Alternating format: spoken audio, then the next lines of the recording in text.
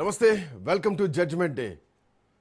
మొత్తానికి 5 రాష్ట్రాల ఎన్నికలకు సంబంధించి కౌంటింగ్ మొదలైంది. పోస్టల్ బ్యాలెట్లు ఇప్పటికే కౌంటింగ్ మొదలైంది. మరిక ఈవీఎంలు కూడా ఓపెన్ అవుతున్నాయి. సో తమిళనాడులో మొత్తం 80% పోలింగ్ నమోదైంది. 234 స్థానాలకు మ్యాజిక్ ఫిగర్ 118 రావాలి.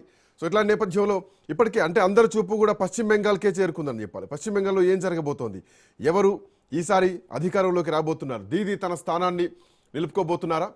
మరోవైపు తమిళనాడులో కూడా ఇట్లాంటి పరిస్థితులు ఉండబోతున్నాయి. తమిళనాడులో 62 కౌంటింగ్ కేంద్రాలు, డిఎంకే ఏడీఎంకే టీవీకే మధ్య ప్రధాన పోటీ కూడా కౌంటింగ్ కేంద్రాల దగ్గర నడుస్తోంది. ఇప్పటికే కౌంటింగ్ కేంద్రాల దగ్గర 3 అంచెల భద్రత కూడా ఏర్పాటు చేయడం జరిగింది. కొత్తూరు నుంచి పోటీ చేసినటువంటి సీఎం స్టాలిన్, ఎడప్పాడి నుంచి మాజీ సీఎం పళనిస్వామి పోటీ నడుస్తోంది. అటు పెరంబూరు కానీ తిరుచి ఈస్ట్ నుంచి విజయ్ పోటీ నడుస్తోంది. సో మరోవైపు అటు క్యాంప్ రాజకీయాలకు కూడా ఇప్పటికే విజయ్ తెర తీయడం జరిగింది.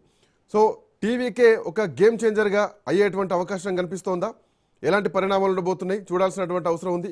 మరోవైపు అటు పశ్చిమ బెంగాల్ విషయానికి వస్తే దేశ చరిత్రలోనే ఈసారి 2026 ఎన్నికలు మాత్రం అత్యధికంగా 92.47% పోలింగ్ నమోదైంది.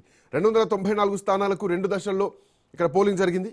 ఏప్రిల్ 23న మొదటి దశలో 152 స్థానాలకు 93.19% పోలింగ్ నమోదైతే ఏప్రిల్ 29న జరిగినటువంటి రెండో దశలో 142 స్థానాలకు 91.66% పోలింగ్ నమోదైంది.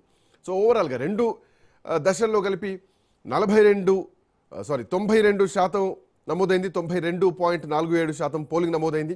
రాష్ట్ర చరిత్రలోనే, దేశ ఎన్నికల చరిత్రలోనే అత్యధిక స్థాయికి చేరుకుంది. దీనికి ముందు 2011లో కూడా 84.33% ఓటింగ్ నమోదైంది. సో ఓవరాల్గా 1951 నుంచి ఇప్పటి వరకు చూసుకుంటే అత్యధికంగా 92%కి పైగా నమోదైందంటే ఇది బెంగాల్ చరిత్రలోనే ఒక సరికొత్త ఎన్నిక అని చెప్పాలి. సో ఇట్లా నేపథ్యంలో అందరి చూపు కూడా బెంగాల్ వైపే ఉంది. సో ఎవరు అధికారంలోకి రాబోతున్నారు? భారతీయ జనతా పార్టీ ఈసారి ఖచ్చితంగా అధికారం చేపడతా ఉన్నటువంటి ధీమాతోనే దిగింది. అట్లాంటి పరిణామాలు కనిపిస్తున్నాయా చూడాలి.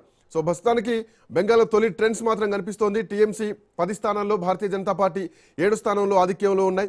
పశ్చిమ బెంగాల్లో టీఎంసీ 10 స్థానాల్లో ఉంది, భారతీయ జనతా పార్టీ 7 స్థానాల్లో ఆధిక్యంలో